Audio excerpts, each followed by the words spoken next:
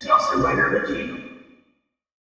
Hey YouTube, Dawson Rider here. Welcome to my review for Mashin Sentai Kiramager episode 23, and this was probably going to be another double post day. I think 22 came out earlier today because I kind of got jammed with other reviews again, so sorry about that.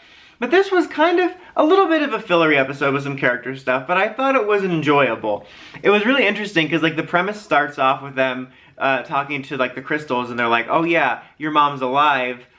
She's like dormant or whatever, and they set this up, and I'm like, oh, okay, this is going to be the next little mini arc. So either in the next episode or two, she's going to come back, or this is going to kind of be dangling, and then she'll come back later. And then she instantly comes back, and she did like a Sith essence transfer. Dark side of the Force is a pathway to many abilities some consider to be unnatural, which is putting yourself in a tiara. So that was like instant. I thought it was kind of funny because it reminded me of how I was talking last week about how the I feel that the Bra Head is Sick arc was a little bit rushed, probably because of their production stuff, so it happened a lot quicker than I thought, and this was like an even more instant version of that, where I didn't necessarily think this was going to be the main story arc or anything, but I thought it was going to be a little bit more of a long running, even if it was only a couple episodes, so that was kind of funny.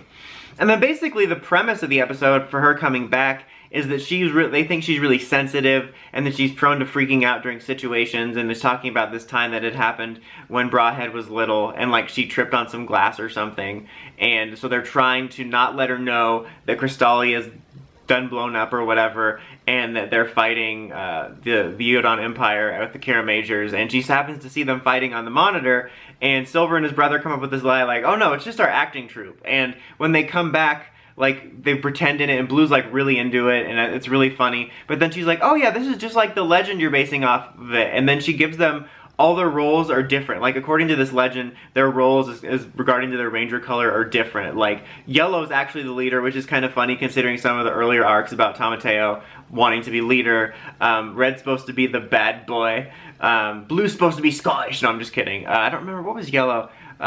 Pink was the smart one or something? I don't remember what the other ones were because I'm so focused on the ones that I thought were funny. Like, and then at the end, Blue finds out that he's like the nerdy one, which is just funny because he was the most into it at the beginning. And so like later when they're fighting, they kind of have to commit to this role because the Queen Lady wants to watch, but it's like an actual fight of a monster, like this coin monster, and they're pretending it's a play. And so they're all having to pretend they're these different Sentai archetypes. And Blue's like, even though he didn't like the nerd role, is really committed to it and like wearing like a different costume outside, which is kind of funny. Like, it was classic Kiramager kind of entertaining stuff for me.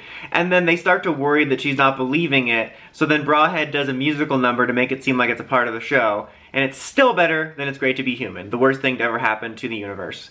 And after that, though, she says, like, look, I still don't buy it, but I appreciate what you're doing. And it ties into kind of a nice moment, actually, because earlier on in the episode, Brawhead's talking about how when she was little, her mother, like, considered her and took care of her so much, and she felt bad she didn't do the same.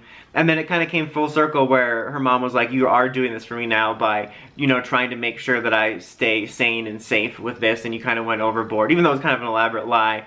Like, it was nice. If this was Power Rangers, they'd be like, never lie under any circumstances or you're going to hell! It was kind of a nice moment circling back to it. They then use her technique we talked about in the previous flashback to help defeat the monster. Brawhead actually goes in the mecha when they help defeat the monster. And then at the end, she kind of, not Brawhead, but Brawhead's mom, Mrs. Brawhead, runs out of energy and she kind of lays back dormant in the tiara. But it wasn't like a groundbreaking episode, but I thought it was kind of one of those classic examples of a more filler-esque episode of Kiramager that was enjoyable. Like, I really thought the whole, oh, we have to pretend we're actors thing was funny, and the different roles was funny just in general, and then you had stuff like Blue, like, really committing to it even though he was disappointed. But it was also funny because it was like, you know, each of them is already sort of some sort of Sentai archetype, and then they got different ones in a sense, and I thought that was pretty funny. It was some good character development for Brawhead.